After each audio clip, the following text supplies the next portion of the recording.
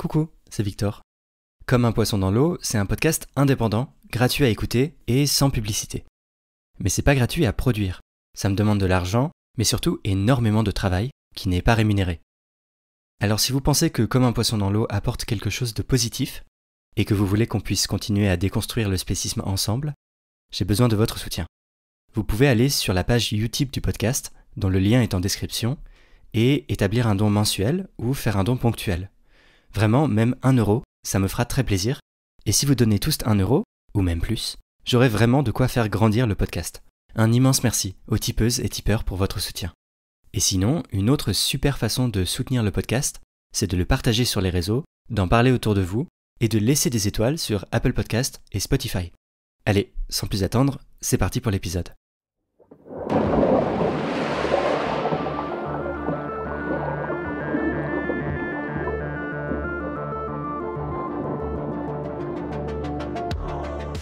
Salut, moi c'est Victor Durand-Lepeuch. Et vous écoutez un entretien de Comme un poisson dans l'eau, le podcast contre le spécisme.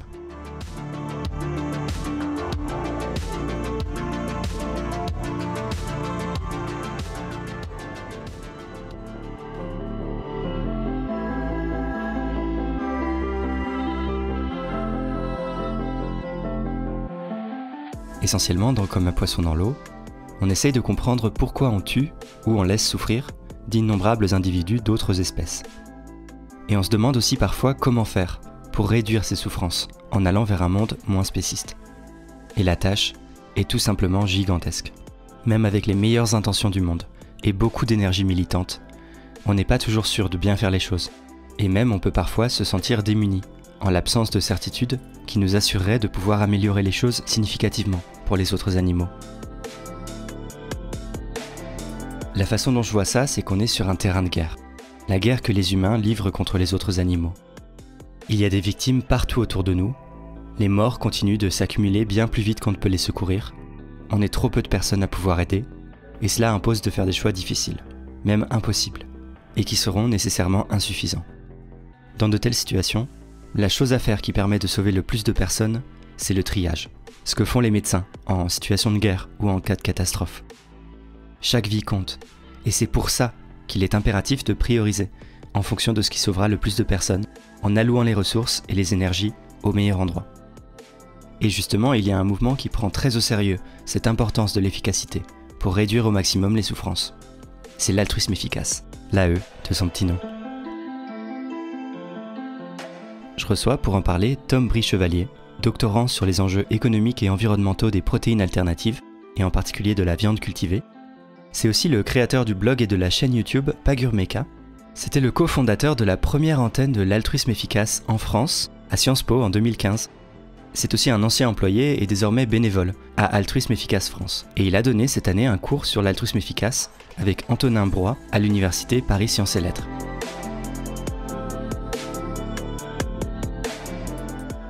Bonjour Tom Brie-Chevalier. Bonjour Victor. Alors merci beaucoup d'avoir accepté mon invitation dans le podcast et la chaîne YouTube Pagur Meca a été une des inspirations de Comme un poisson dans l'eau.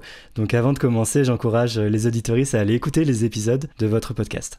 Déjà peut-être à grands traits et après on pourra entrer un peu plus en détail dans l'histoire et les champs d'action de l'altruisme efficace.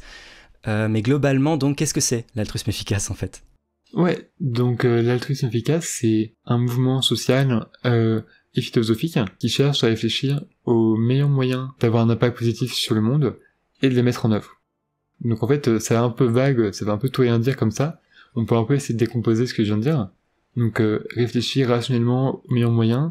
Bon, là on va voir qu'on a une réflexion qui est plutôt de l'ordre empirique, qui est de dire, ok, on va essayer de s'appuyer sur les données actuelles, les données scientifiques qui existent, pour savoir si on veut effectuer telle action, typiquement, je sais pas, combattre la malaria ou diminuer l'extrême pauvreté.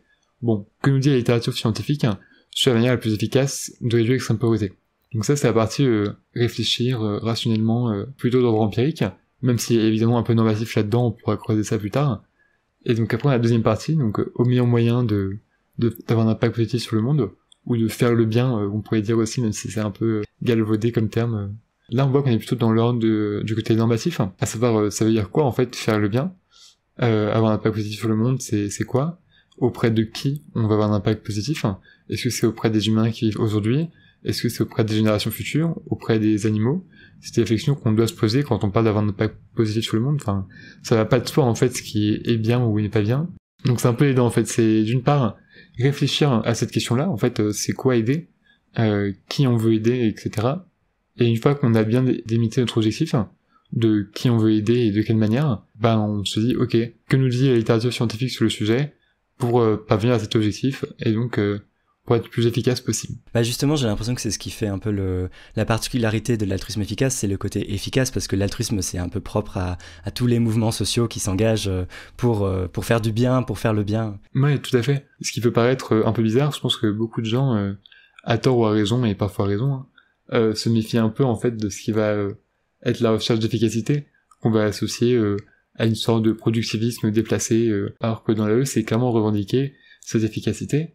Et en fait, cette revendication, elle vient d'un constat assez simple, qui je pense mettra plus ou moins tout le monde d'accord, qui est qu'on a des ressources limitées, malheureusement. Ces ressources peuvent être du temps, de l'argent évidemment, le nombre de personnes qui s'intéressent à un sujet, enfin vraiment, ressources, faut l'entendre au sens le plus large possible. Et donc, compte tenu de ces ressources limitées, en fait, si on n'a pas une optimisation de la manière dont on va déployer ces ressources, on va se retrouver avec un résultat qui fait qu'il y aura plus de personnes lésées ou moins de personnes à qui on pourra venir en aide que si on optimise l'utilisation de ces ressources.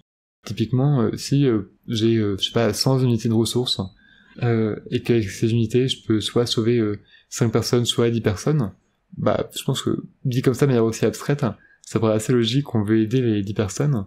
Bon, dans les faits, c'est plus compliqué, il y a plein de contextes à rajouter, mais l'idée, c'est de dire que, en fait, on pourrait même arguer qu'il y a une sorte de devoir moral à l'efficacité, de la manière qu'on a un devoir moral à aider les autres, à bien aider les autres, dans le sens où aider le plus possible. Voilà. Et quelques critiques parfois de cette notion de ressources limitées, ça va être de dire que, en fait, ce qui compte, c'est pas forcément l'optimisation, mais juste d'augmenter la quantité de ressources de base, mais j'ai envie de répondre, l'un n'empêche pas l'autre. On peut à la fois augmenter le nombre de ressources et en même temps essayer de mieux les distribuer pour aider le plus de monde possible. Oui, j'ai l'impression que c'est une réflexion particulièrement pertinente pour la lutte contre le spécisme, parce que peut-être plus que d'autres causes, on est en ressources très limitées. Déjà par le nombre de personnes tout simplement qui sont sensibilisées et qui ont de l'énergie, de la motivation, des ressources à engager dans cette cause. Et puis aussi juste par rapport à l'ampleur, au nombre d'individus concernés, à la quantité de souffrance. Je pense que c'est d'autant plus important de bien allouer les ressources, d'essayer d'être le plus efficace pour aider le maximum d'animaux en fait. En fait, plus les ressources sont restreintes, plus on peut dire qu'on a une forme de devoir à l'efficacité. Alors que si on avait des ressources abondantes, on pourrait peut-être plus se permettre d'avoir des choses expérimentales, dont on est moins certain du résultat. Mais comme on a beaucoup de ressources, c'est pas trop grave. Mais c'est vrai que quand on a très peu, il y a vraiment un côté assez critique de bien les utiliser, sinon on avance vraiment pas assez vite. Alors, est-ce que vous pourriez me dire un peu comment est né ce mouvement de l'altruisme efficace, peut-être qui étaient ses fondateurs, fondatrices, et les principes sur lesquels elles se sont appuyées pour lancer ce mouvement? Ouais, alors c'est un mouvement qui est né, on va dire, un peu simultanément à deux endroits, on va dire, du monde. D'une part, c'est né donc à Oxford, avec certains philosophes, notamment William McCaskill et Toby Horn, qui, inspirés de certains écrits de Peter Singer, ont commencé à développer une philosophie qui formerait un peu les bases de l'altruisme efficace, à revendiquer des notions qui sont au cœur de l'altruisme efficace, donc le besoin d'efficacité, le fait de devoir aussi donner plus de temps et de nos ressources pour aider, parce que dans l'altruisme efficace, il y a évidemment la question de faire quelque chose de bien, de s'y mettre, quoi. Donc voilà, on va dire il y a une naissance un peu universitaire à Oxford par ces gens-là.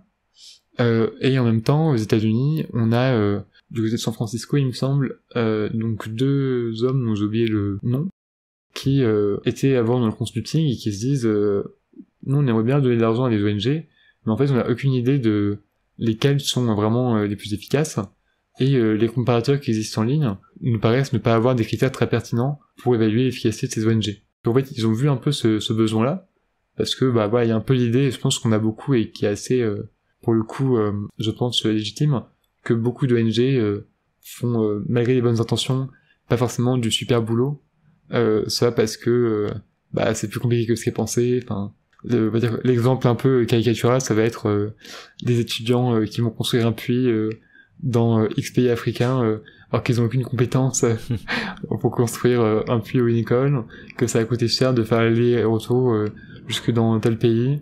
Enfin voilà, c'est vraiment la catastrophe absolue de ce qu'on peut faire, plus le côté néocolonialisme qu'on peut y trouver. Ouais, les bonnes intentions suffisent pas en fait. Les bonnes intentions suffisent pas, malheureusement, même pour des ONG dont c'est le travail qui ont l'habitude. Et bah ils disent bon bah non, on aimerait bien savoir ce qui est bien, et donc ils ont créé cette organisation qui s'appelle GiveWell, qui se donne précisément comme objectif d'évaluer quelles sont les ONG les plus efficaces dans le domaine de la lutte contre l'extrême pauvreté et de la santé dans les pays pauvres en développement.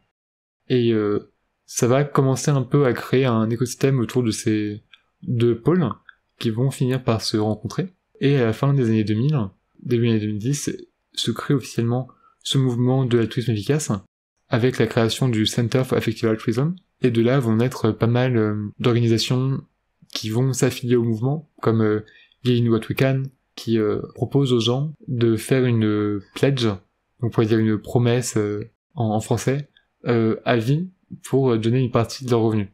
Donc au départ, ils proposaient de s'engager si on promettait de donner au moins 10% de nos revenus tout au long de notre vie. Maintenant, il y a d'autres paliers un peu plus faibles, notamment pour les gens qui auront envie d'aider mais qui ont moins les ressources. D'accord. Donc ça, c'est une des premières organisations qui est née. Après, il y a aussi des organisations de recherche qui sont nées de ce mouvement et qui gravitent autour d'Oxford, etc.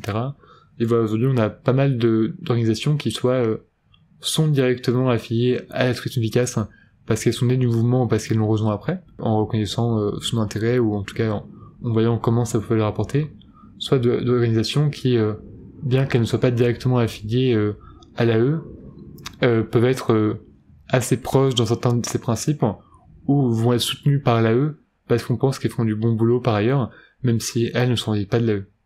Typiquement, L114, c'est un bon exemple. Ils se revendiquent pas de l'altruisme efficace, même si je pense que Brigitte Gauthier et Sébastien Arsac connaissent un peu le mouvement, mais c'est une association qui a été pas mal soutenue par le mouvement de l'AE parce qu'on trouve qu'ils font un super boulot et voilà. Et c'est un mouvement qui a connu une certaine croissance ces dernières années, non ? Il a essaimé notamment dans plusieurs pays.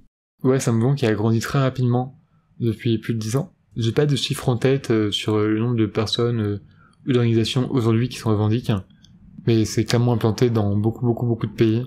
Il y a des dizaines d'organisations qui se revendiquent de l'AE, qui mènent de la recherche. Si on regarde le nombre de dons qui ont été effectués, donc déjà effectués, on est en centaines de millions de dollars, et pour les promesses de dons, on est en milliards, donc ça commence à brasser aussi pas mal d'argent.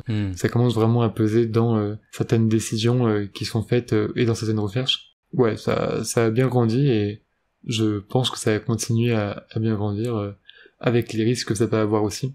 Et pour la France, ça fait en fait moins d'une dizaine d'années que le mouvement s'est développé, implanté. En fait, vous avez créé, c'est ça, la première antenne de Sciences Po de l'altruisme efficace en France. Exactement. Donc en 2015, avec un camarade de Sciences Po, on a créé donc la première antenne qui était juste une asso étudiante. Hein, faut pas non plus dire que c'était un truc extraordinaire. Concrètement, on faisait des conférences et on mangeait du houmous. Et en 2016 est créé, donc un an plus tard, Altruisme Efficace France, qui est l'antenne nationale et qui se donne pour objectif vraiment de pas se contenter de diffuser l'AE au sein de Sciences Po, mais dans la France plus généralement. Et depuis, ça a pas mal grandi avec quelques groupes locaux, soit dans d'autres villes françaises, parce que AEF est plutôt basé à Paris, soit dans des universités. Et maintenant, il y a 2 employés, je crois, qui travaillent à AEF pour justement présenter un peu l'AE, inciter les gens à être plus altruistes, et aider les gens qui aimeraient être altruistes à un peu trouver comment ils pourraient l'être au mieux. Donc typiquement en s'orientant vers des choix de carrière qui seront jugés plus efficaces, mieux s'informer sur certains grands enjeux, en gros de la sensibilisation comme on peut en avoir sur d'autres causes, avec l'idée de pas seulement sensibiliser mais aussi de pousser à l'action derrière. Et alors du coup, pour que l'altruisme soit le plus efficace possible, pour faire le plus de bien possible dans le monde, quels sont les critères qui permettent de sélectionner les causes prioritaires et les meilleurs moyens à utiliser dans ces causes ? Ouais, bon, c'est une question très vaste et clairement la réponse que j'ai faite sera forcément pas hyper satisfaisante parce que c'est en quelques minutes, voilà. On va dire qu'une heuristique qui est souvent utilisée dans le milieu de l'altruisme efficace, c'est ce qu'on appelle le cadre STN, Donc en anglais c'est scalability, tractability and neglectedness, qu'en français on pourrait se dire par impact, possibilité de mise à l'échelle et caractère négligé d'une cause. Donc vous détaillez un peu.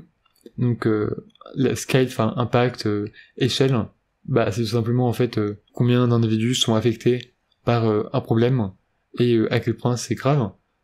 Typiquement bah le rhume ça touche beaucoup de gens mais c'est pas très grave. Il y a d'autres maladies par exemple orphelines qui vont être très graves mais qui vont toucher que très peu de personnes. Et en fait idéalement toutes choses égales par ailleurs, on aimerait pouvoir résoudre un problème qui va toucher beaucoup de gens enfin d'individus et qui touche gravement. Typiquement, la prévention d'une pandémie, intrinsèquement, c'est quelque chose qui va toucher beaucoup de gens et qui peut faire des ravages, bah, ça va répondre à ce critère-là. La question des animaux d'élevage, pareil, j'ai d'élevage, mais en fait, il y a aussi des animaux qui sont pêchés et les animaux sauvages, enfin bref, en tout cas, la question des animaux qui sont utilisés pour notre consommation, bah, pareil, ça concerne des dizaines de milliards d'individus par an, et bah, on les tue, et pour beaucoup, on les fait vivre dans des conditions d'élevage épouvantable, donc ça correspond aux deux critères. Donc ça c'est, on va dire, l'échelle, à quel point ça concerne beaucoup d'individus et avec quelle gravité. Deuxième critère, ça va être la question de tractability, c'est à quel point il existe des solutions aux problèmes qu'on a identifiés, et est-ce que ces solutions sont faciles à mettre en œuvre. C'est le potentiel de résolution du problème en fait. Exactement. Typiquement, si on prend quelque chose comme le paludisme, c'est une maladie qu'on sait aujourd'hui très bien prévenir avec des filets de protection, avec certains médicaments, peut-être bientôt un vaccin, et ça coûte vraiment pas cher en fait de distribuer des filets de protection contre le paludisme. Donc en fait c'est quelque chose qui est facile à résoudre. Alors que d'autres maladies qui peuvent toucher beaucoup de gens et être très graves, comme le cancer, bah malgré des milliards et des milliards d'euros là-dedans, on n'a pas de solution encore super. Bon, on a fait des progrès depuis des dizaines d'années, on meurt moins du cancer, aujourd'hui on le vit mieux quand on en a, mais malgré tout, c'est beaucoup plus onéreux que de soigner la malaria. Donc voilà, toutes choses égales par ailleurs, on va préférer un problème qui est facile à résoudre. Et enfin, le dernier critère, c'est le caractère négligé d'une cause. Bah, c'est assez transparent, c'est à quel point il y a beaucoup de gens qui travaillent déjà là-dessus ou pas. C'est important parce que, et ça vient d'un concept en économie qui s'appelle les rendements marginaux décroissants. En fait, l'idée, c'est que s'il n'y a pas encore beaucoup de gens qui ont été sur une cause, il y a de fortes chances qu'on puisse rapidement avoir des victoires faciles. Simplement parce qu'on n'a pas encore débroussaillé, bah, c'est assez facile de trouver des bonnes solutions. Si je prends une métaphore avec, je sais pas, le fait de rechercher de l'or, bon bah, si vous trouvez un nouveau filon d'or qui a pas été exploité, l'or va quasiment être apporté, enfin, il est facile à trouver. Alors que s'il y a déjà beaucoup de monde, on va dire que les filons d'or les plus évidents, les plus visibles, ont déjà été trouvés. Donc en fait, il faut creuser plus loin, c'est plus compliqué pour trouver encore plus d'or. Ça veut dire que, un peu paradoxalement peut-être, il y a des causes que l'altruisme efficace va juger importantes, avec beaucoup d'ampleur et qui a un potentiel de résolution, mais comme tout le monde est déjà dessus, l'altruisme efficace va pas particulièrement s'y intéresser. Je pense au réchauffement climatique par exemple, les crises écologiques. Totalement. Bah c'est vrai que parfois ça surprend un peu les gens en fait qu'il n'y ait pas plus d'emphase sur la question du changement climatique au sein de l'altruisme efficace. Enfin d'ailleurs moi-même avant d'avoir commencé ce doctorat, j'ai un master en politique environnementale, donc j'ai vraiment un intérêt très fort pour cette cause-là. Et oui, ça s'explique notamment par le fait que il y a beaucoup de gens dessus, et donc marginalement on aura moins d'impact que si on s'intéresse à d'autres causes qui sont au moins aussi importantes, voire plus. Et c'est pas du tout que les AE sont climato-sceptiques, c'est juste comme tu l'as dit que en fait il y a tellement de causes importantes qui concernent beaucoup de monde que parfois on peut en venir à faire des choix qui peuvent paraître bizarres, mais qui peuvent se justifier à mon sens quand on comprend la logique derrière. J'ai l'impression qu'il y a une inquiétude parfois quand on commence à parler de priorisation des causes, c'est peut-être de laisser sous-entendre que des causes seraient plus importantes intrinsèquement que d'autres, ou encore plus quand on se dit qu'il faut hiérarchiser selon l'ampleur. Est-ce que ça peut pas avoir comme conséquence de négliger certaines causes qui concernent des minorités par exemple? Ouais, je comprends la critique. Et notamment à gauche, on déteste hiérarchiser les causes, hiérarchiser les luttes. Et pour le coup, c'est quelque chose avec lequel je suis pas trop d'accord. En fait, je pense que c'est important de hiérarchiser, parce qu'il y a de toute évidence des causes qui sont moins importantes. Et en fait, si on prend des exemples absurdes, on se rend très vite compte. Typiquement, si on a la lutte contre une maladie qui, je sais pas, donnerait des ballonnements dans le ventre, mais qui serait pas létale, et qui finalement déprécierait pas de manière significative la qualité de vie des gens qui la subissent, ça pourrait être normal de moins prioriser la recherche de remèdes contre cette maladie que contre une maladie qui est mortelle pour les gens. En fait, ça veut pas dire que les gens qui subissent cette maladie ne souffrent pas, ça veut pas dire que c'est pas important et que leur souffrance a moins d'importance. En fait, à l'inverse, je pense qu'en fait la question de la hiérarchisation et de la priorisation, elle est assez intuitive et évidente dès lors qu'on donne une valeur équivalente à toutes les vies, à toutes les souffrances. Puisque ça paraît logique, si toutes les vies ont la même valeur, si la souffrance de mon voisin a la même valeur que celle de quelqu'un au bout du monde, de privilégier d'aider d'abord les gens qui souffrent le plus, ou d'aider le plus de gens. En fait, si on refuse de hiérarchiser, si on refuse de prioriser certaines causes, on arrive à des situations où on peut prioriser davantage une cause, et donc on va donner plus de valeur implicitement à certaines vies qu'à d'autres. Ouais, il faut rappeler qu'en fait, c'est vraiment, si on avait toutes les ressources du monde, on pourrait aider tout distribuer, tout faire, et c'est que c'est l'absence ou le manque de ressources qui impose de devoir prioriser et d'essayer de répondre au plus efficacement à tous les maux de MAUX de ce monde, quoi. Exactement. Si on avait les ressources infinies, la question se poserait pas, et il y aurait pas de... Là, je suis d'accord de dire qu'il n'y a pas de hiérarchisation, quoi. Oui, donc ça montre bien que c'est pas une hiérarchisation intrinsèque de la légitimité de chacune des causes, mais c'est bien une hiérarchisation, une priorisation, en fait, d'allocation de ressources. Voilà, et justement, encore une fois, l'idée, c'est pas de dire que certaines causes, certaines souffrances valent moins que d'autres. Au contraire, c'est de dire que comme toutes les vies se valent, et toutes les souffrances équivalentes, se valent, peu importe qui les subit, ouais. En fait, faire preuve d'empathie, c'est parfois prioriser pour aider le plus de gens ou diminuer le plus de souffrances.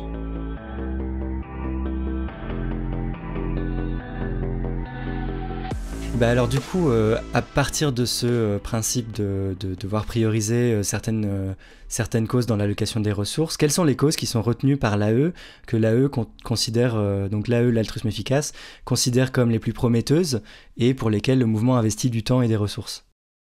Ouais, donc historiquement, la première cause qui est apparue, c'est celle d'aider les humains en situation d'extrême pauvreté dans les pays en développement, et d'aider aussi à la santé dans les pays en développement. En fait, il y a des millions de gens qui meurent chaque année de maladies qu'on pourrait facilement soigner.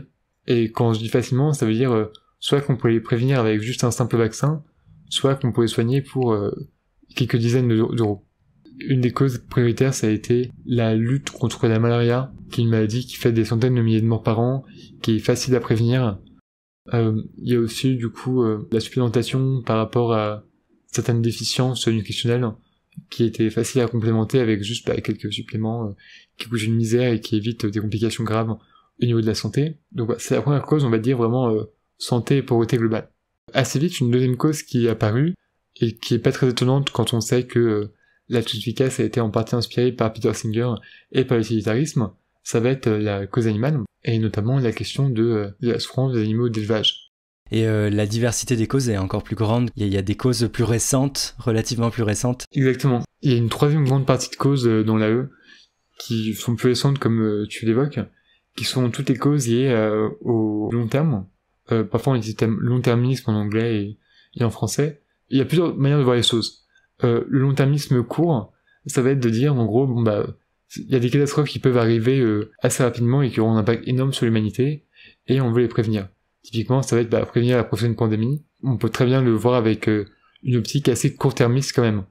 Pourquoi c'est important et pourquoi c'est négligé. Je pense qu'on s'est rendu compte assez facilement avec le Covid qu'on n'était pas du tout préparé aux pandémies quand elles survenaient et on a eu de la chance entre guillemets que le Covid soit relativement gentil par rapport à plein d'autres virus qu'on aurait pu avoir parce que le Covid n'était pas si létal que ça. Et ça a déjà été une catastrophe mondiale, comme on a eu très peu en fait ces dernières années.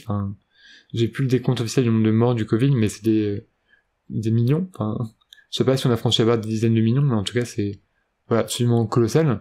Alors que c'était quelque chose de beaucoup plus modéré que plein d'autres choses qu'on aurait pu avoir. Et globalement, on n'a pas très bien appris non plus les leçons à ce niveau-là. Donc c'est un truc assez flippant dès qu'on commence à creuser là-dedans, notamment quand on se rend compte que en plus de toutes les pandémies naturelles.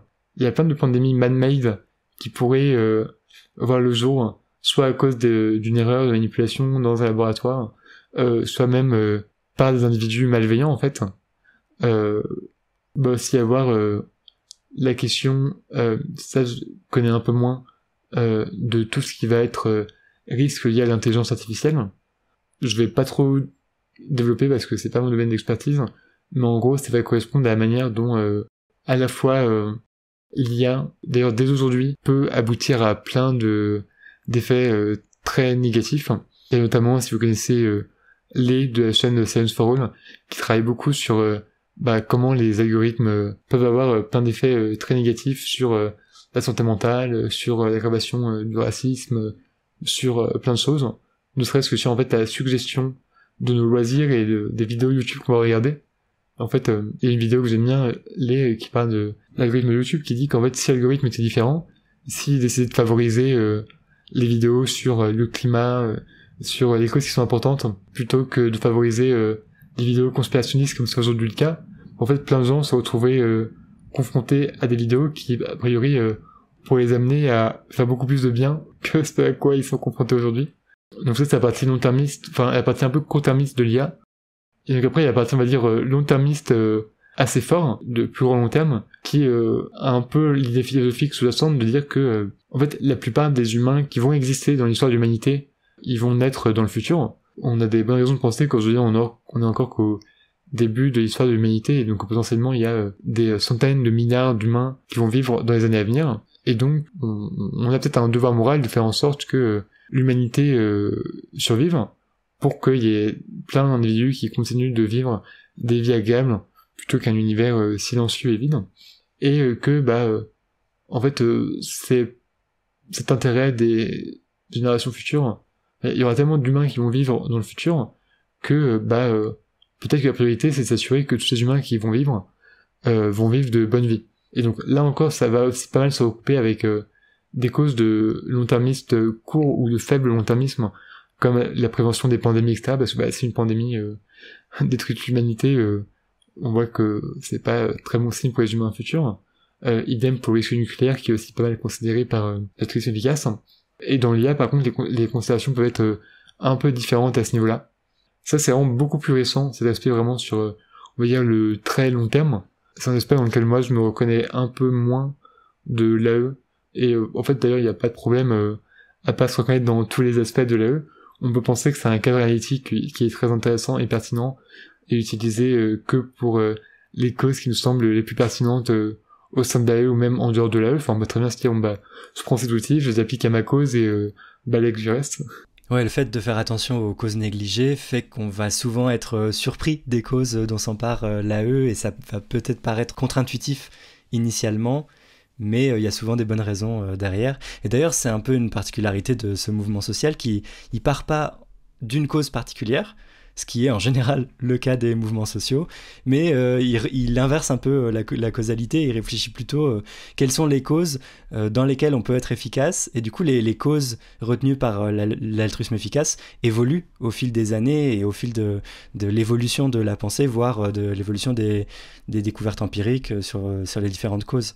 Ouais, exactement. Il y a un principe important dans l'AE qui est la cause neutrality, neutralité de cause, qui est de dire que on n'a pas a priori de cause préférée ou qu'on veut soutenir. Enfin, c'est vraiment juste en fonction de celles qui paraissent le plus efficaces. Ouais. Je reviens à la question des différentes causes. Dans les causes dont on a parlé, elles sont très diverses, et certaines touchent les humains, certaines touchent les intelligences artificielles, les futurs habitantes de la Terre. Quelle place l'altruisme efficace donne-t-il à l'animalisme dans tout ça, dans cette énorme diversité de causes? Alors pas mal. Dans le mouvement de l'altruisme efficace, il y a beaucoup de gens qui sont végétariens ou véganes. Je suis en tête, c'est 40%, un truc comme ça peut-être. En tout cas, c'est beaucoup. Et je pense d'ailleurs que ça a été encore plus au début du mouvement, quand il était moins grand et que c'était des gens peut-être plus engagés qu'aujourd'hui. Ça indique quand même que c'est une cause qui est prise au sérieux par pas mal de gens. Pas assez encore, hein, idéalement, je pense qu'on devrait être... on peut pas se dire en fait pourquoi il y a si peu de gens qui sont végétariens dans l'AE, et mais ça montre comme qu'il y a un intérêt. Il y a quand même pas mal de moyens financiers et d'organismes de recherche au sein de l'AE intéressés par cette cause-là.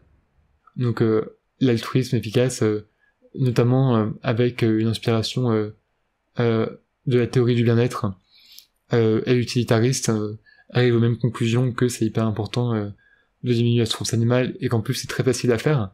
Et même en fait on a plein de co-bénéfices à le faire, que ce soit pour l'environnement, la santé, etc. Donc au final c'est même pas coûteux, il y a même des gains à diminuer la souffrance animale pour la société ensemble. Et donc pour cette raison, ça aide aussi des causes humaines en fait. Exactement, ça aide des causes humaines, ça aide des causes pour les générations futures. Enfin il y a vraiment tellement d'avantages sur différents points. Et peut-être par contre que une des originalités de l'altruisme efficace sur la cause animale, ça a été de regarder des choses un peu plus bizarres ou un peu plus cachées que la souffrance des animaux d'élevage, et de s'intéresser à potentiellement comment on peut réduire la souffrance des animaux sauvages. Donc avant que les gens se disent « Oh là là, mais attention, c'est hyper important les écosystèmes, c'est fragile, etc. » Les gens en sont bien conscients et il n'y a aucune cause d'intervention à grande échelle qui est suggérée pour le moment, à part la stérilisation des faits et limiter l'accès à l'extérieur, qui d'ailleurs est tout aussi pertinent d'un point de vue éthique que d'un point de vue de la sauvegarde de la biodiversité. Mais par contre, il y a beaucoup de gens dans l'AE qui pensent que on a des bonnes raisons morales d'aider les animaux sauvages, on a des devoirs moraux par rapport à eux, et donc qui essayent de bosser avec des philosophes, des biologistes, des éthologues, sur comment on pourrait éventuellement réduire la souffrance des animaux sauvages. Donc c'est vraiment un chantier sur le long terme, mais on s'y intéresse. Et en fait, je pense aussi qu'on peut voir la question à l'inverse, c'est parmi l'animalisme, quelle place a l'AE? Et là-dessus, j'ai des chiffres, puisque en 2019, donc il y a déjà 3 ans, donc c'est peut-être encore plus maintenant, donc il y a un auteur qui trouvait qu'aujourd'hui, 25% des dons qui étaient faits dans l'animalisme avaient une coloration altruiste efficace. Donc un quart de tout ce qui est fait dans l'animalisme est plus ou moins provient plus ou moins de l'AE. Donc on voit que ça pèse pas mal déjà aujourd'hui dans l'animalisme l'altruisme efficace, et je pense que beaucoup de gens d'ailleurs dans le mouvement animaliste ont déjà entendu de près ou de loin parler de l'altruisme efficace. Déjà oui, c'est notable pour un mouvement qui n'est pas le mouvement antispéciste ou le mouvement vegan ou le mouvement pour les droits des animaux, peu importe comment on l'appelle, qu'un mouvement qui part pas de ça initialement prenne autant en compte tous les êtres sentients, et c'est même compris dans ses principes en fait de pas faire de discrimination ni selon l'espèce ni selon, enfin il y a l'idée qu'une souffrance est une souffrance en fait, et c'est un des principes fondateurs de l'altruisme efficace, c'est ça? Exactement, l'altruisme efficace est une approche qui va être non spéciste, dans le sens qu'il va pas accorder plus d'importance aux intérêts des humains qu'aux animaux non humains. Et en effet, je pense qu'il y a peu de mouvements qui sont pas directement animalistes, qui peuvent se targuer d'avoir autant de végétariens ou de véganes dans leur rang, enfin, même dans les milieux écolos, alors que ça paraît très évident. Oui, il y aurait beaucoup à dire sur la question. Oui. Mais alors concrètement, qu'est-ce que vous pensez que le mouvement, à part en termes de financement, là on le voit bien, les liens qu'il y a, ou en termes de proportion de végétariens et de véganes, mais qu'est-ce que le mouvement altruisme efficace apporte concrètement à la cause animale, peut-être en termes d'idées, de considérations stratégiques, mais aussi d'actions concrètes? Ouais. Bon, déjà, je pense que l'altruisme efficace va apporter beaucoup de financement, pas seulement pour les assos, mais aussi pour la recherche et pour de nouvelles pistes de réflexion sur ce qu'on peut faire dans la cause animale. Notamment, sur la question de la souffrance des insectes, c'est un truc qui est pas mal abordé par l'AE, pas suffisamment à mon sens, mais qui commence à l'être, alors que c'est très peu abordé par l'animalisme en général. La question de la souffrance des poissons, des crevettes, etc., c'est quelque chose qui était un peu négligé par le mouvement animaliste classique, et où l'AE, en fait, via ces outils, s'est dit, ok, là c'est un peu négligé, alors que c'est beaucoup d'individus qui sont capables de souffrir, en fait, on va financer de la recherche pour déjà mieux comprendre ce qui se passe, à quel point effectivement ils souffrent, comment ils souffrent, etc. Quel est l'état aujourd'hui de l'élevage de crevettes, comment on peut lutter contre, etc. Et après, financer des ONG qui vont être spécifiquement sur cet angle-là. Donc je pense que les financements, ils sont pas seulement en termes d'assaut, mais aussi en termes de recherche. Voilà. Ça, c'est une première chose. Après, il y a aussi le côté ouvrir à d'autres possibilités qui ont été un peu négligées ou même totalement non considérées par le mouvement animaliste classique. Bon, la question de la souffrance des animaux sauvages, c'est vraiment l'exemple le plus évident, parce que je pense que même au sein du mouvement animaliste, il y a beaucoup de gens aujourd'hui qui sont opposés. Et en fait, je comprends qu'on y soit opposé si on a l'impression que c'est pour agir maintenant, aujourd'hui, mais par contre, dans l'AE, on va financer de la recherche pour essayer de comprendre à terme ce qu'on pourrait faire éventuellement. Et voilà, ça c'est une nouveauté qu'a apporté l'AE. L'AE aussi, je pense, ça a apporté un angle qui était peut-être moins présent au mouvement de base, qui était la question du développement des protéines alternatives. de dire, en fait, il suffit pas, c'est très dur de réussir à convaincre les gens d'être véganes. Enfin, ce qu'on appelle la stratégie véganiste, de dire, on va convaincre tout le monde, et les gens vont améliorer leur consommation de viande, etc. Et pour faciliter en fait le fait que les gens mangent moins de viande, une solution, ça peut aussi être juste de développer plus d'alternatives, des meilleures alternatives et moins chères à la viande, pour que ce soit moins coûteux, pas uniquement en termes financiers, mais coûteux en termes d'efforts pour les gens de diminuer leur consommation de viande, voire même en fait qu'ils le fassent sans y penser. Tellement ce serait devenu quelque chose de normalisé et de disponible. Pour contourner la dissonance cognitive et la difficulté de convaincre les gens sur le plan moral. Exactement. Donc ça, je pense, c'est une approche qui était moins appuyée par le mouvement animaliste classique à ma connaissance. Et après, du reste, il y a aussi évidemment des choses qui vont de pair. Enfin, typiquement, le mouvement animaliste et l'altruisme kamikaze vont mettre l'accent sur ce qu'on va appeler les corporate campaigns en anglais. Donc le fait de vouloir d'attendre, d'exiger des entreprises qu'elles améliorent les conditions ou qu'elles vendent plus tel produit nocif, etc. Ou d'exiger des progrès en termes d'organisation publique, que ce soit des repas végétariens à l'école. Des campagnes très ciblées, en fait. Voilà, dans des campagnes plus collectives et pas seulement basées sur l'individu. Ouais. Ça, c'est quelque chose qu'on retrouve dans les deux. Peut-être ce que l'altruisme kamikaze a un peu moins, ça va être l'accent mis sur la consommation individuelle. Justement, parce qu'on a vu que c'est très très dur de convaincre les gens de devenir véganes. Et notamment, c'est très dur de le faire uniquement avec des arguments éthiques et environnementaux. Enfin, les gens, quand ils achètent à manger, sur le papier, oui, c'est important pour eux que les animaux soient bien élevés, qu'ils n'aient pas souffert, mais dans les faits, c'est pas du tout le critère numéro 1 quand ils sont dans l'étal du supermarché et qu'ils achètent un produit. Et ça, c'est quelque chose qu'on sait, qui a été maintes fois observé dans les études sur les attitudes des consommateurs. En fait, avec un angle à eux, on voit que même si ça se rejoint beaucoup avec les causes animales et le mouvement animaliste classique, il y a des petites originalités qui vont apparaître comme ça, à droite à gauche, soit sur l'angle qui va être utilisé, soit sur un truc dont on n'a pas trop l'habitude de parler habituellement, mais qu'on va juger intéressant.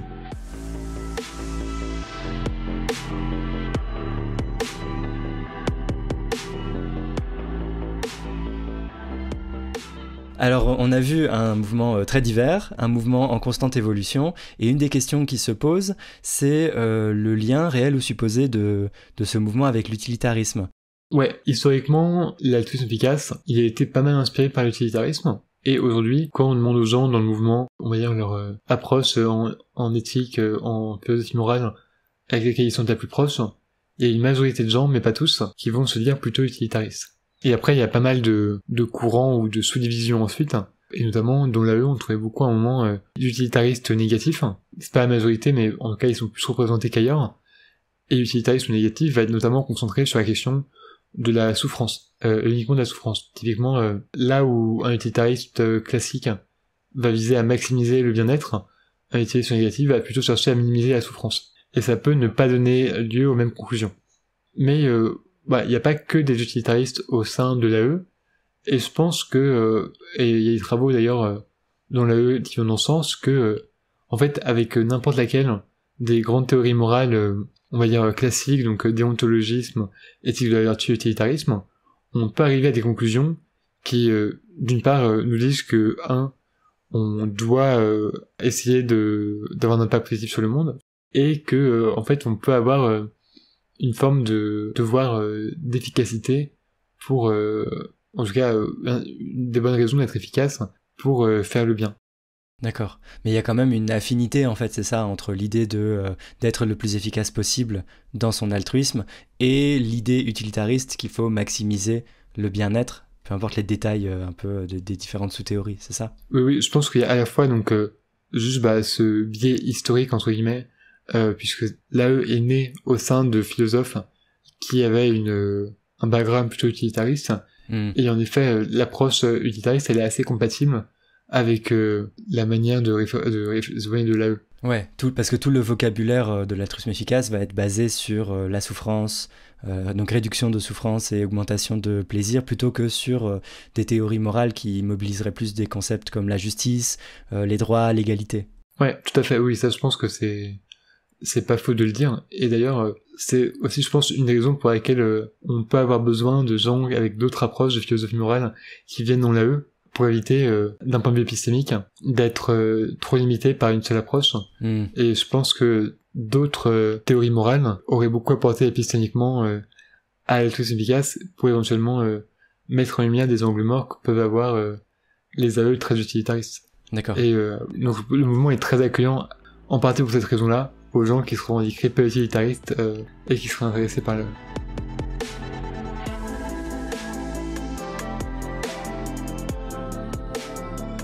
L'altruisme efficace, c'est aussi un mouvement qui a reçu un certain nombre de critiques depuis sa création, et ça me paraissait intéressant d'y consacrer un certain temps dans l'épisode, et ce d'autant plus qu'un des éléments qui est beaucoup mis en avant en fait dans l'AE, c'est justement l'esprit critique et la capacité à changer d'avis, à se remettre en question, ce qui fait qu'en fait une très grande partie des critiques de l'AE viennent de l'AE elle-même. Et je dois dire que pour préparer cet épisode, j'ai passé un certain temps à lire des posts de blog sur le forum de l'altruisme efficace, et j'y ai trouvé énormément de critiques diverses, très précises, beaucoup discuté. Il y a même récemment, peut-être que vous pouvez parler de ça, un concours de recherche des meilleures critiques qui a été lancé au sein de l'AE, c'est ça? Ouais. Bon, en fait, l'idée, c'est de dire que rédiger une critique, ça prend du temps et c'est souvent pas forcément très bien perçu.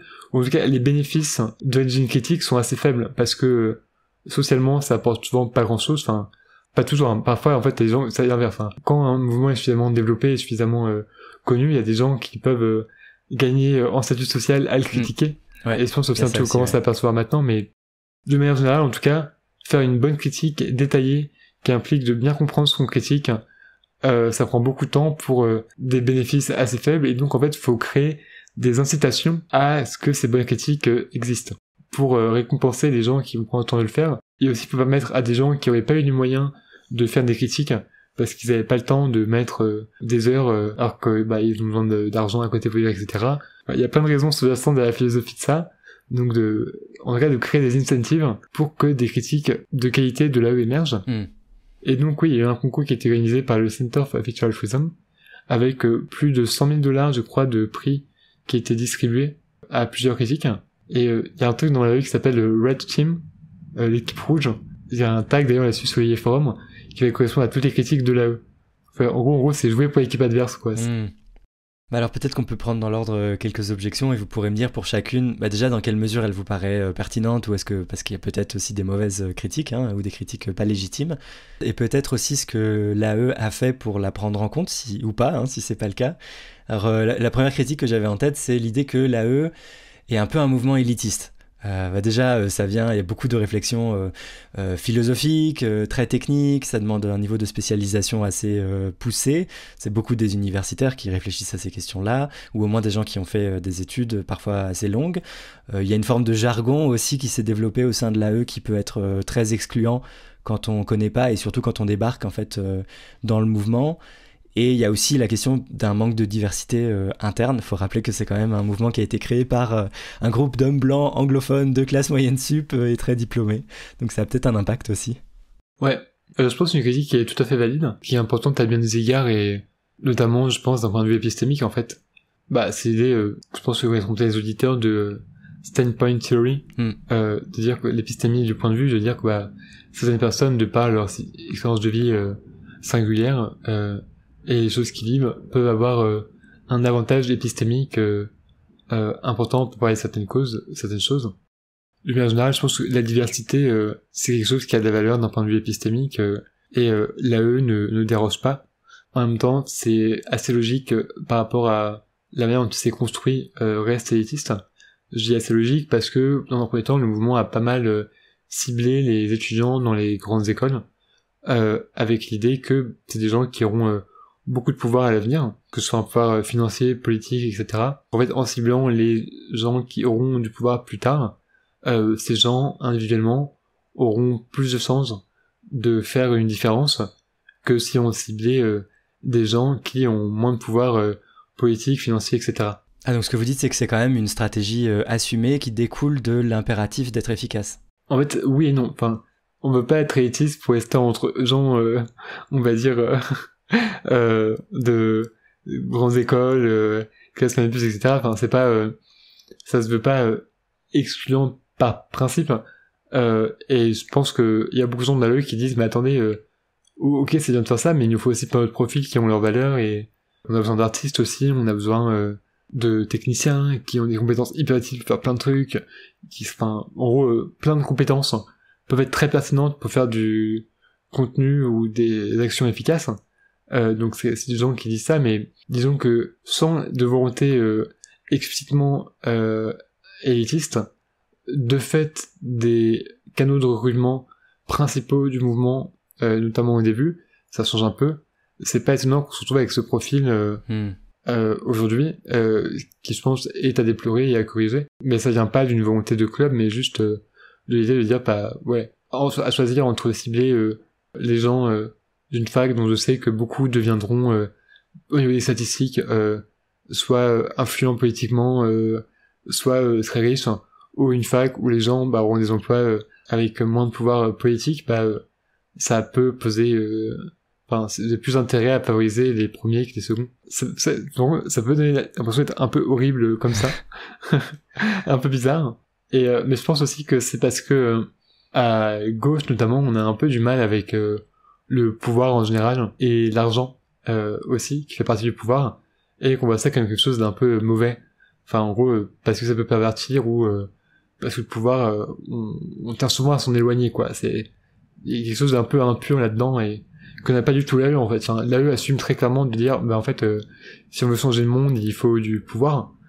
Et donc, on va chercher ce pouvoir et les lieux de pouvoir à se les approprier, parce que sinon, en fait, on pourra toujours rester que dans la contestation, mais on pourra pas mettre nous-mêmes en place le monde qu'on aimerait voir naître. Et je suis assez d'accord avec ça, de dire que le pouvoir, c'est avant tout instrumental, c'est un outil, et ce pouvoir existe, et je préfère qu'il soit approprié par des gens proches de mon camp que par des gens plutôt ennemis de mon camp. Et est-ce qu'au-delà de ça, il y a une culture interne dans cette communauté, parce que c'est aussi une communauté, l'altruisme efficace, qui favoriserait pas l'inclusivité? Il me semble que j'avais cru comprendre qu'il n'y a pas trop d'homogénéité pour les gens qui commencent à s'intéresser à l'AE, mais il y a une forte perte, en fait, il y a un fort taux de perte, et il y a plein de gens qui finissent par s'auto-exclure, et il ne reste finalement que un certain nombre de personnes qui sont pas aussi diverses que les personnes qui s'y intéressent initialement. Peut-être, je sais pas, mais peut-être, je dis pas que c'est vrai ou faux, j'ai juste que je sais pas, mais ce serait possible. Après, dans tous les cas, il y a quand même un profil très homogène aujourd'hui. Typiquement, beaucoup de gens qui seront blancs, de classe aisée, un peu plus d'hommes que de femmes, même si ça tend à changer. C'est quelque chose dont a conscience ce mouvement, et qui va essayer du coup de créer des canaux d'accueil pour des profils qui sont pas trop présents aujourd'hui. Donc on avait des orgas AE qui étaient vraiment on va dire des groupes non mixtes d'AE femmes, ou des groupes non mixtes d'AE non blancs, etc., qui visaient justement à ce que le milieu de l'AE devienne plus accueillant pour les gens qui soient pas dans ce profil d'hommes blancs de classe aisée, etc. Il y a une volonté de chercher à recruter d'autres profils, mais qui en même temps se heurtent à l'autre idée de recruter surtout des gens dans des lieux de pouvoir, et t'apprends rien en disant qu'aujourd'hui les lieux de pouvoir sont majoritairement détenus par des gens blancs de classe aisée, hommes, etc. Et c'est un peu le souci, quoi. Ouais, concrètement, un des risques, c'est qu'en fait l'AE devienne juste ou majoritairement un groupe de réseautage pour obtenir des opportunités. Et du fait des nombreuses ressources dont dispose l'AE, il y a beaucoup d'argent, comme vous l'avez dit, qui circule.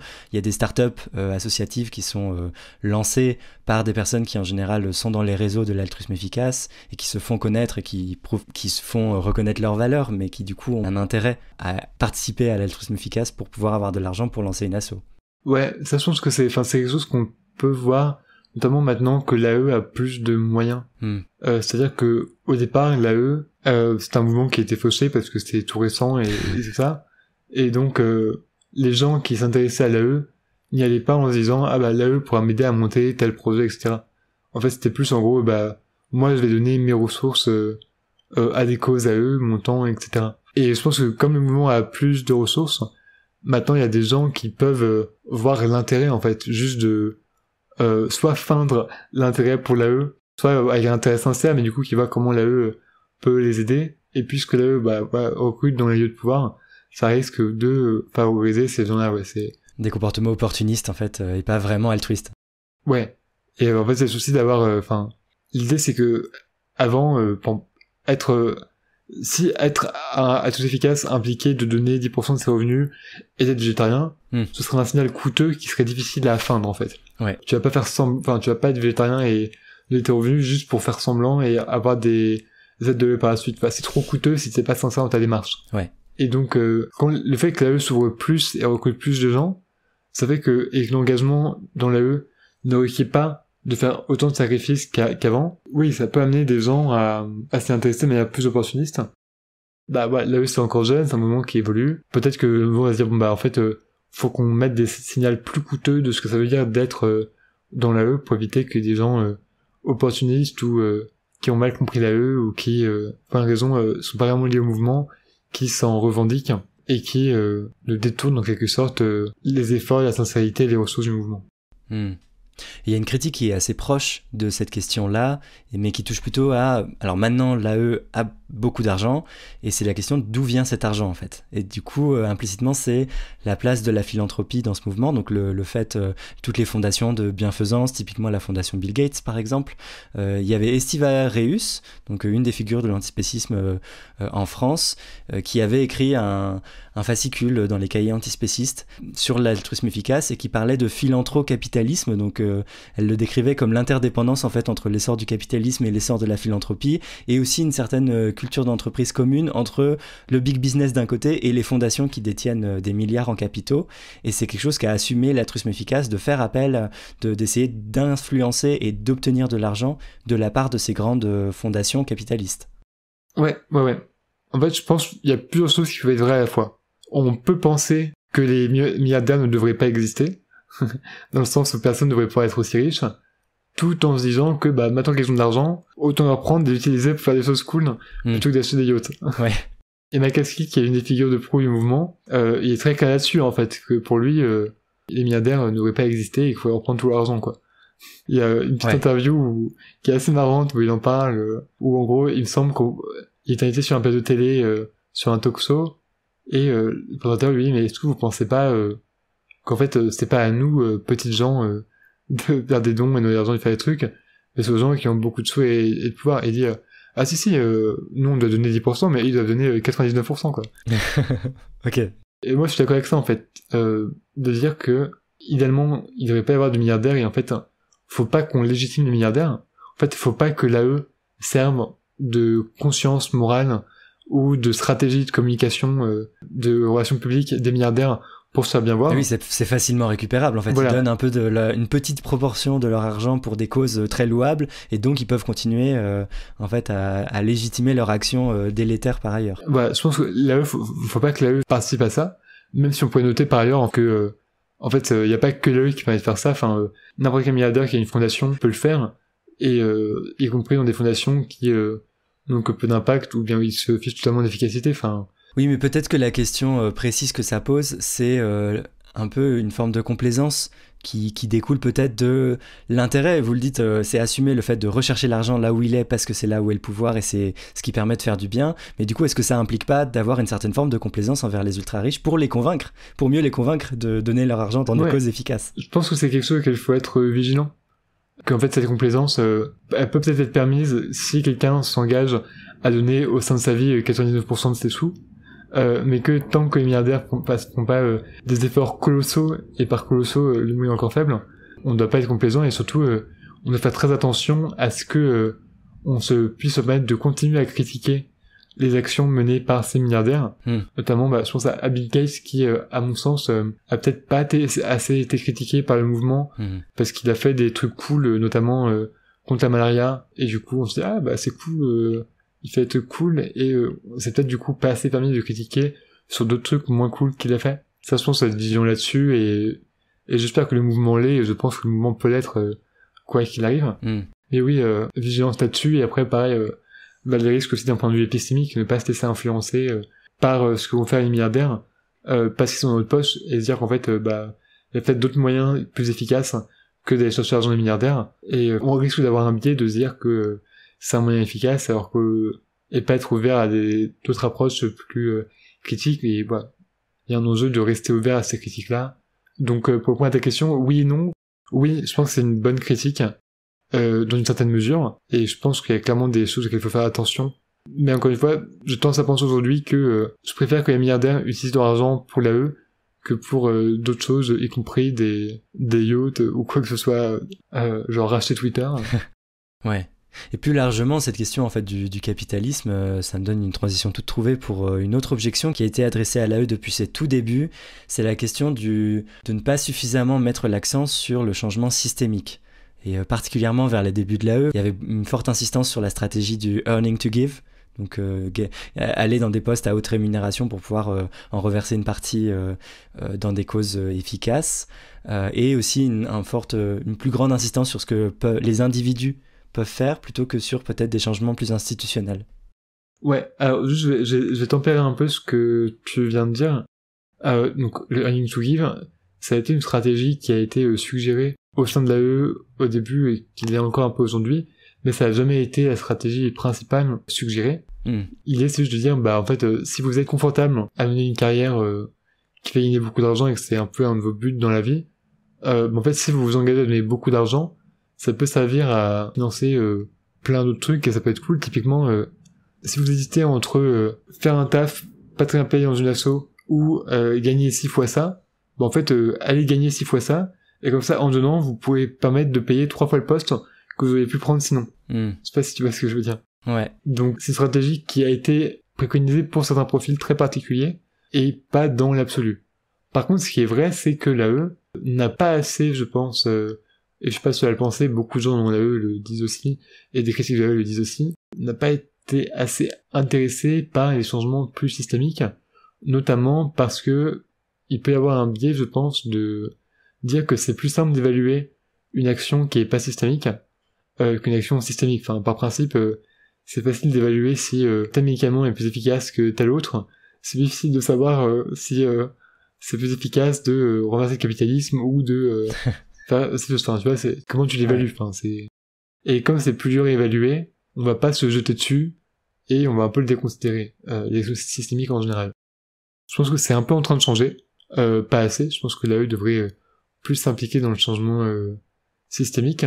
Après, pour autant, donc sur la question vraiment du capitalisme, l'AE ne se revendique pas anticapitaliste, pas plus qu'il ne se revendique pro-capitalisme non plus. Enfin, juste, il n'y a pas vraiment de positionnement très clair par rapport à ça.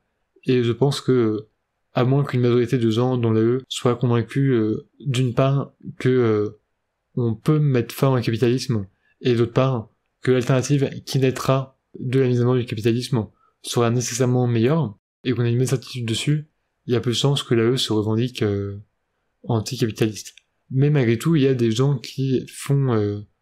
il y a des gens anticapitalistes dans l'AE qui essayent de réconcilier les deux, mais bon, ça reste une minorité, et je vais pas mentir en prétendant que c'est un courant majoritaire. Ça reste très marginal au sein du mouvement. Et cette question du manque d'emphase sur la question systémique, ça peut aussi être compris en un sens un peu différent, cette fois-ci au sens des oppressions systémiques, comme le sexisme, le racisme ou le validisme ou d'autres. Et alors là, c'est vous qui m'avez pointé vers cette objection-là. Vous êtes assez d'accord avec ça sur le fait qu'il y a, dans une partie du mouvement au moins, une forme de naïveté politique, peut-être, sur ces questions-là. Ouais, enfin, de naïveté politique plus généralement. Il y a beaucoup de gens dans l'AE qui ont un profil... on va dire, là où la gauche va recruter dans les facs de sociaux, l'AE va recruter dans les écoles d'ingénieurs, où on a un profil qui va être moins politisé. Et je pense que c'est parfois que le fait de dire en fait on va servir des études scientifiques et de la science pour déterminer les meilleurs moyens, etc. Ça peut amener des gens un peu naïfs à se diriger vers une forme de scientisme, de dire en fait on n'a pas besoin de la politique, juste on regarde ce que dit la science et on le fait, quoi. Et ça ne fonctionne pas comme ça. Et puis ça peut aller de pair avec une forme de négligence des sciences humaines aussi. Voilà. Après, je pense que dans un mouvement plus large, on n'a pas besoin que tout le monde soit très calé politiquement et hyper expert en sciences humaines pour faire quelque chose. Enfin, typiquement, les gens qui bossent sur un domaine très spécifique où ce sont des experts sur le domaine, en fait, on s'en fout un peu qu'ils aient une vision plus globale politiquement, tant qu'ils ont l'expertise sur le domaine, que ce domaine est aligné avec l'AE. Par contre, je pense que c'est important que les gens qui ont de l'influence dans l'AE, des gens comme Mike Eskil, eux, soient moins naïfs politiquement et s'informent sur ces sujets-là pour pas être à la masse, soient ouverts aux critiques et permettent ensuite d'insuffler une tendance qui va être moins naïf politiquement. Et je pense que, notamment si eux espèrent aboutir à des changements politiques, à des victoires politiques, ce sera nécessaire parce que il suffit pas d'avoir beaucoup de ressources et beaucoup de moyens pour gagner des élections ou pour passer ses idées. Au bout d'un moment, il y a aussi une question de compréhension des luttes de pouvoir et c'est des choses à comprendre. Est-ce que vous aviez d'autres objections en tête qui vous semblaient assez sérieuses et qu'on n'aurait pas évoquées ? Je pense qu'il y a plein d'objections hyper intéressantes, notamment juste sur la question de comment on évalue une cause, en fait. C'est quoi les risques d'évaluer, de tout le temps faire des analyses cost-benefit, enfin... Il y a plein de très bonnes critiques qui sont développées par des gens en dehors et au sein d'AE, et je pense pas qu'on pourra tous les voir, et je pense qu'on a déjà fait un bon tour des critiques qui pourraient intéresser notamment les gens qui écoutent ce podcast, avec une sensibilité plus de gauche et plus animaliste que l'individu moyen. Quelles sont vos 3 recommandations, Tom Brie-Chevalier, pour les auditoristes ? Alors, j'ai 3 recommandations. La première, c'est un texte de Mike Eskill sur ce qu'est l'altruisme efficace, et c'est un texte que j'ai traduit en français sur mon blog, donc vous pouvez le lire en version originale ou en version traduite. C'est un texte qui, à mon avis, se rapproche le plus de ce qu'on a d'une définition de l'altruisme efficace. Il n'y a pas de définition officielle, mais s'il fallait en choisir une, ce serait ce qu'on aurait de plus proche, je pense. Donc ça, c'est ma première recommandation. Ensuite, recommandation toute bête, mais la dernière vidéo de Monsieur Phi sur le spécisme est super, et comme elle est toute récente, elle n'a pas encore été recommandée, et je la trouve vraiment géniale. Enfin, j'ai pas en tête de meilleure introduction à l'antispécisme, qui soit à la fois relativement fun à écouter, rigoureuse et pertinente. Enfin, c'est vraiment trop bien. Je suis si heureux que cette je suis d'accord. vidéo existe. Je suis complètement d'accord. Donc voilà, si vous l'avez pas encore vu, je le recommande, et il faudrait vraiment qu'on la diffuse le plus possible, que ça devienne vraiment le nouveau Guy Yorowski, mais sans sexisme et sans raisonnement fallacieux et chelou. Donc c'est vraiment super, cette vidéo-là. Et en dernier, c'est un peu normal, mais recommander tout ce que fait Romain Espinosa, qui est mon directeur de thèse, et quelqu'un qui fait des choses formidables. Donc suivez-le sur Twitter. Je sais que son bouquin a déjà été recommandé, mais je le recommande. Écoutez ses interviews, écoutez ce qu'il fait. C'est super. Comme tu as déjà dit, je me ferai une quatrième suggestion de ressources. C'est de la triche, là. Ouais, un peu, j'avoue. Qui est juste sur le site de l'altruisme efficace, donc Effective Altruism, je crois que c'est .org. Il y a un handbook qui sert d'introduction à l'AE. Donc si vous voulez creuser le sujet, en fait, le meilleur moyen, c'est de lire ce handbook, parce que c'est très clair. Ça a nécessité, je pense, des dizaines de versions avant d'être à la version actuelle. Donc voilà, bon moyen de creuser le sujet. Merci beaucoup, Tom Brie-Chevalier, pour cet entretien. Merci à toi.